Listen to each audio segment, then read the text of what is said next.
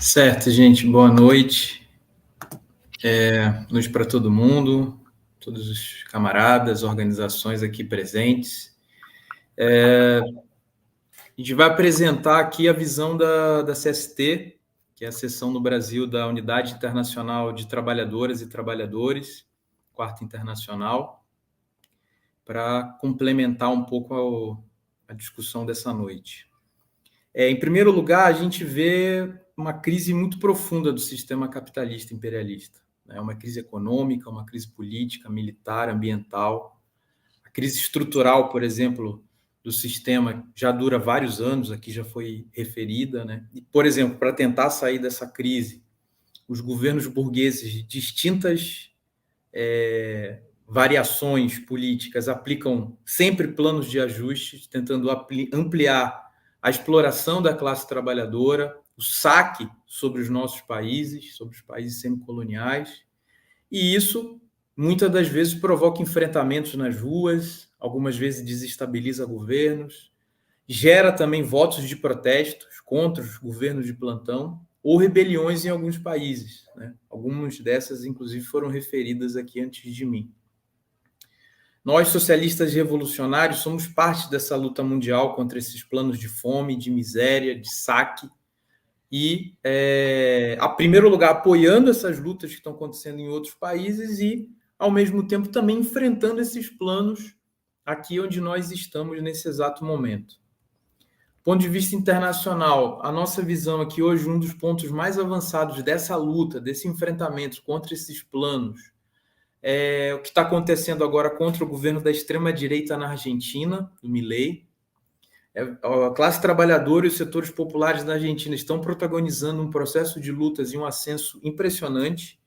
Nos últimos 6 meses, já foram 2 greves gerais, 4 marchas nacionais muito poderosas, além de uma série de lutas de várias categorias, como os ferroviários, os estatais, os docentes, e inclusive também setores operários que saíram a lutar enfrentando esse projeto de ajuste e autoritário do Milei, que é um exemplo, na verdade, a ser seguido, né, de combate a essas medidas que retiram direitos e, ao mesmo tempo, também contra a extrema-direita mundial, né, do Milei ao Trump, do Bolsonaro aos setores pinochetistas e outros, né? Na Argentina, o nosso partido irmão, Esquerda Socialista, que compõe a FIT, está nessa batalha desde o início, né? Um ponto da situação mundial, dos mais importantes nesse momento, como o tempo é curto, vou me referir à situação da Palestina, né? O enclave nazista de Israel pratica um holocausto contra o povo palestino.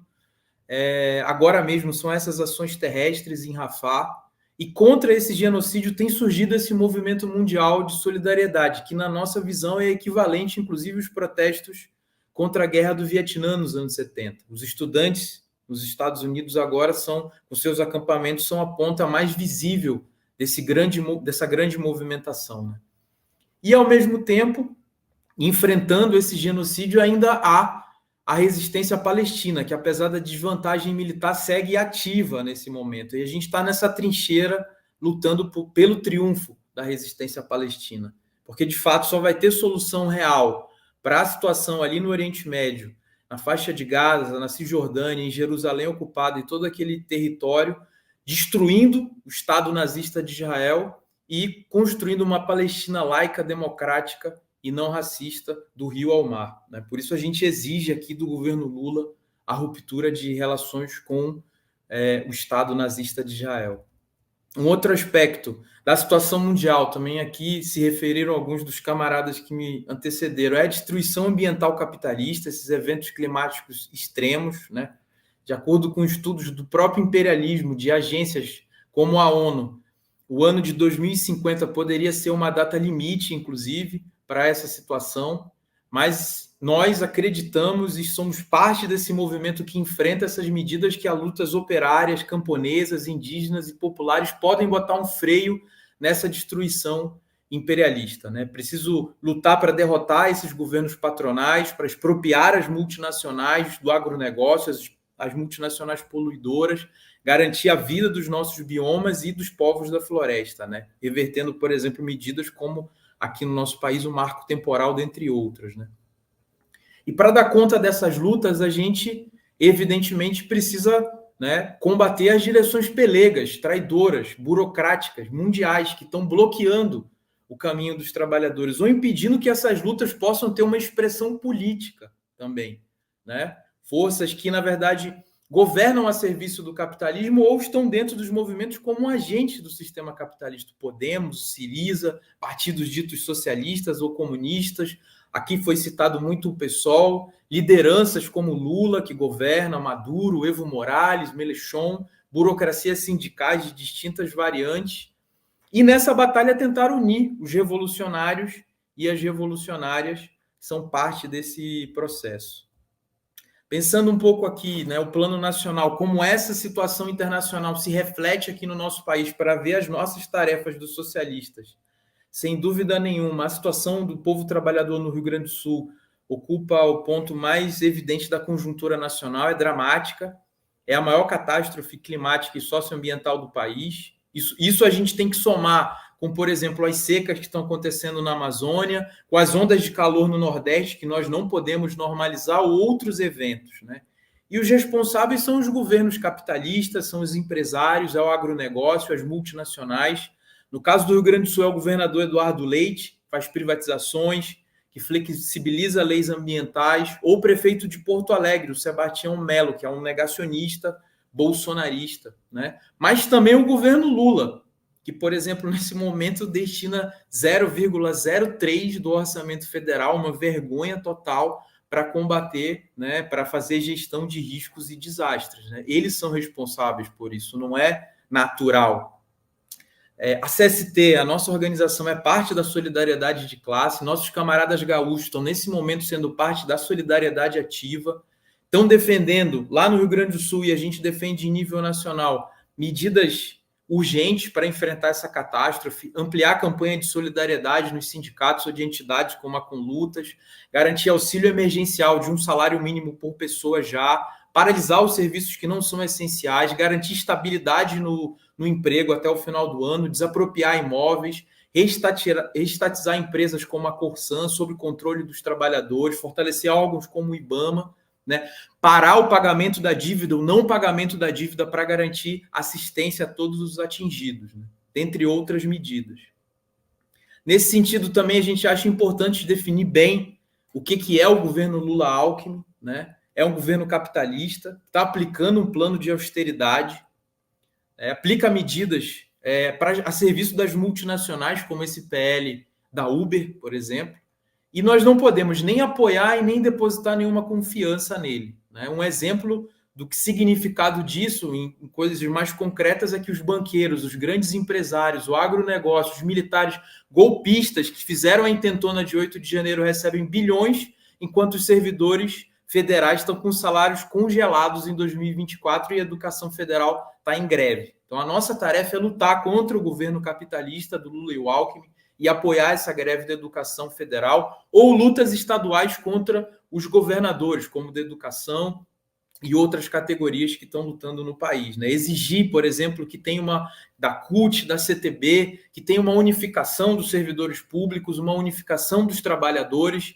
em nível nacional, uma jornada de lutas pelas pautas da classe trabalhadora, para ter reajuste de salário, pela redução da jornada de trabalho, o fim da escala 6x1, que é um movimento que está sendo conduzido de uma forma autônoma muito importante, o aumento do salário mínimo ou do Bolsa Família, taxar bilionários, taxar as multinacionais, o fim das chacinas policiais, o fim da repressão aos estudantes nas escolas, que é absurdo o que está acontecendo em São Paulo, né?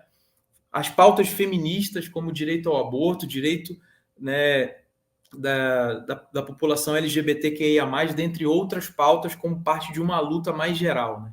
E uma tarefa política também dos socialistas, nesse momento, é batalhar para construir uma forte esquerda independente, socialista e revolucionária, né?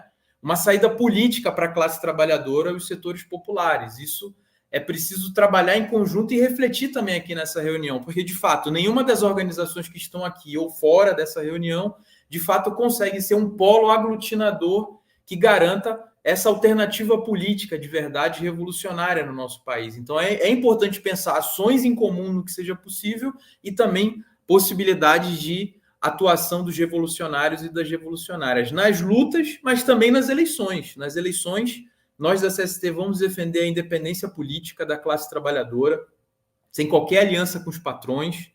Nós lançamos, né, nossas companheiras dirigentes Bárbara Cinedino, Lorena Fernandes, Andressa Rocha, Giane Carla, a vereadoras no Rio, em São Paulo, em BH, em Uberlândia, pela legenda democrática dos camaradas do PSTU. Nós não apoiamos a Frente Ampla do Boulos, com figuras de direita como a Marta Suplicy, ou do Edmilson, que reprime servidores em greve no município de Belém. Não apoiamos o PSOL no Rio de Janeiro ou em Minas Gerais, porque esse partido integra e apoia o governo capitalista de Lula e Alckmin, né?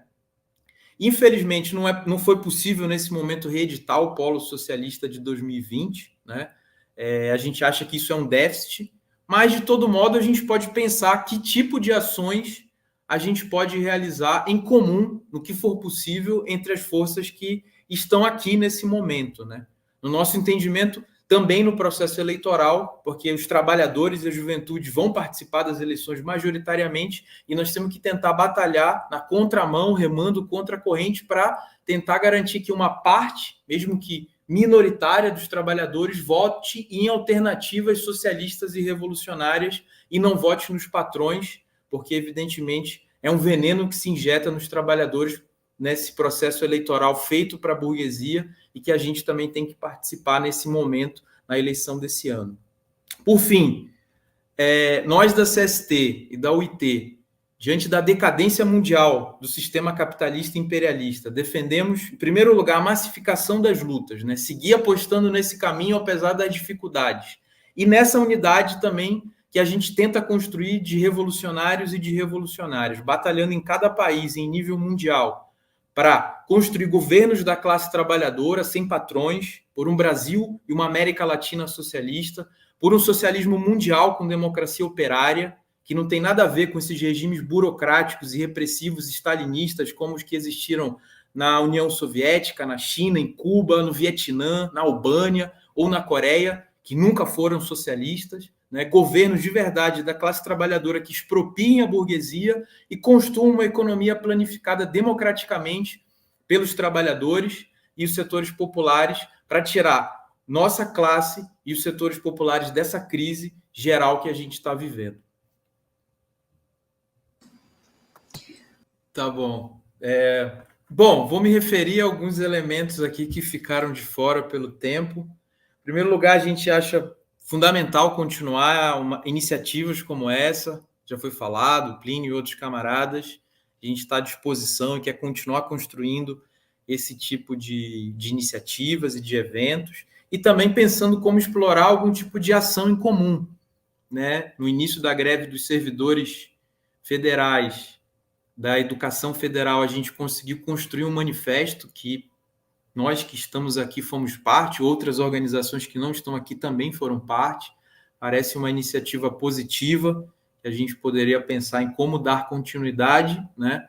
Não só no sentido da luta, onde a gente possa fazer, mas no sentido de ir também construindo um programa operário, popular e uma saída política para nossa classe, para os setores populares. Então, também a nossa organização, a CST, está à disposição desse tipo de iniciativa, de ações em comum, além de próximos debates e de discussões que a gente pode fazer, né? Muito importante o que foi falado aqui dos atos de amanhã, necessário, fundamental. O ponto-chave no nosso entendimento na luta amanhã, além da solidariedade ao povo palestino e a sua heróica resistência, é a exigência de ruptura de relações.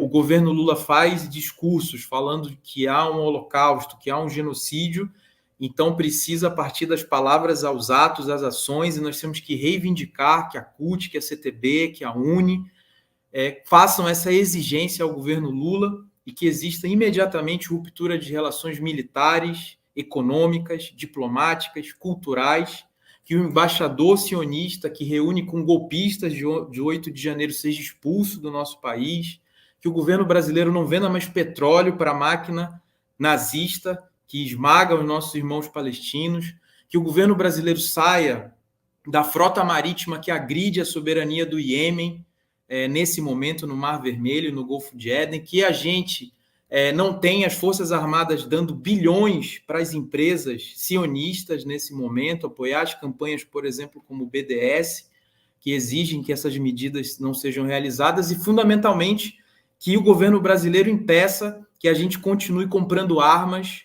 ou equipamentos militares, como Caveirão, para que os governadores sanguinários, como Tarcísio, continuem agredindo e assassinando o povo na Baixada Santista ou nas escolas, ou aqui no Rio de Janeiro, que um governador como Cláudio Castro continue matando as pessoas nas favelas, como na Maré, né?